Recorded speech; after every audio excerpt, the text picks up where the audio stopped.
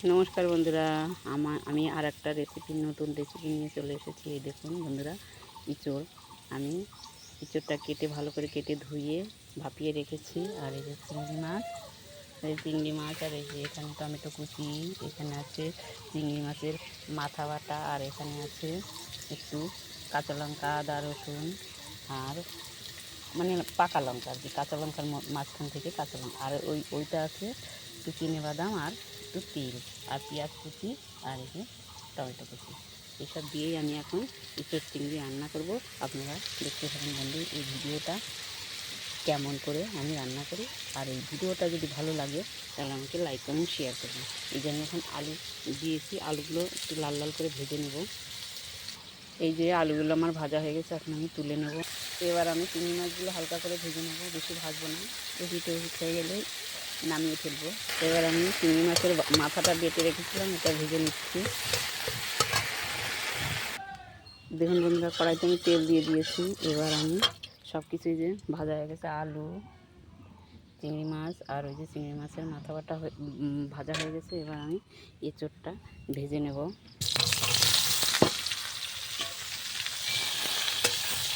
একটু লাল লাল করে এঁচড়টা ভেজে নেব, ফ্রাই করে নেব। রেডি করেছি।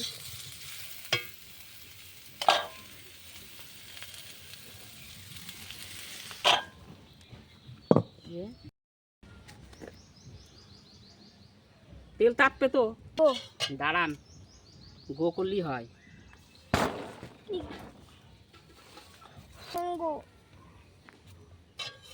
এ তেল আমি দিয়ে দিয়েছি। এবার আমি ইঁচড়টা রান্না করব। এই যে শুকনো লঙ্কার তেজপাতা দিয়ে দিলাম, আর এই যে জিরে ফোড়ন দিয়ে দিলাম।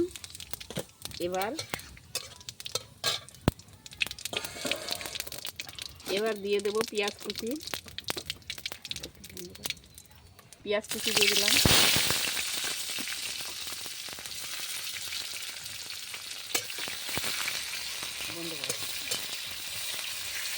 আর পেঁয়াজটা লাল লাল করে ভাজা হয়ে গেছে। এবার আমি আদা, রসুন, আর শুকনো লঙ্কা এই বাটাটা দিয়ে দিলাম। এবার একটু হলুদ, একটু লবণ, আর এই যে টমেটোগুলো দিয়ে দেবো। এবার ভালো করে কষিয়ে নেব। এবার বন্ধ কাশ্মীরি লঙ্কাটা দিয়ে দিলাম। কাঁচা পাকা লঙ্কা দিয়েছি তো, ওর জন্য আর শুকনো লঙ্কার গুঁড়ো দিলাম না। এই যে কাশ্মীরি একটু কালার হওয়ার জন্য কাশ্মীরি লঙ্কার গুঁড়ো দিয়ে দিলাম। হালকা একটু জল দিয়ে দেবো। এবার নেব আর এই যে বাদাম আর পোস্ত বাটাটা এবার দিয়ে দেবো। এবার মশলা থেকে দেখুন বন্ধুরা, মশলাটা কষানো আমার হয়ে গেছে, মশলা থেকে তেল ছেড়ে দিয়েছে। এবার আমি এই যে ইঁচড় আর আলুটা ভেজে রেখেছি সেটা দিয়ে দেবো।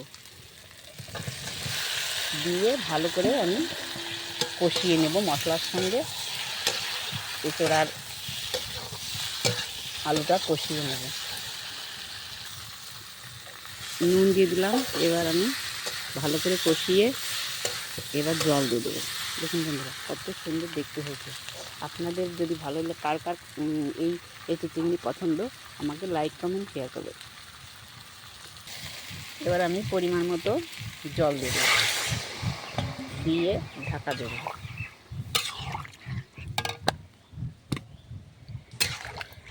যে হয়ে গেছে, এবার আমি ঢাকা দেব। দেখুন বন্ধুরা, এই যে আমরা এইগুলো জাল দিই উনুনে, দেখুন বন্ধুরা কত সুন্দর টকবক করে ফুটছে। এবার আমি চিংড়ি মাছটা দিয়ে দেবো। চিংড়ি মাছটা দিয়ে ভালো করে মিশিয়ে দেবো, দিয়ে আবার একটু ঢেকে দেবো। এবার এর মধ্যে জিরের গুঁড়ো আর ধনের গুঁড়োটা দিয়ে দেবো। নামানোর আগে গরম মশলা দিয়ে আমি নামিয়ে ফেলবো। তখন আমি একটু ঢেকে দেবো। দেখুন বন্ধুরা, কত সুন্দর দেখতে হয়েছে কালার। এবার আমি গরম মশলা দিয়ে যে সব কিছু সিদ্ধ হয়ে গেছে, ইঁচড় এবং আলু, আমি এবার গরম মশলাটা দিয়ে নামিয়ে ফেলবো।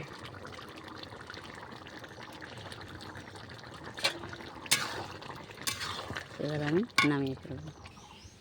দেখুন বন্ধুরা কত সুন্দর কালার হয়েছে। কার কার এই এঁচোড় পছন্দ, এঁচোড় চিংড়ি পছন্দ, তাহলে আমাকে কমেন্টে জানাবেন।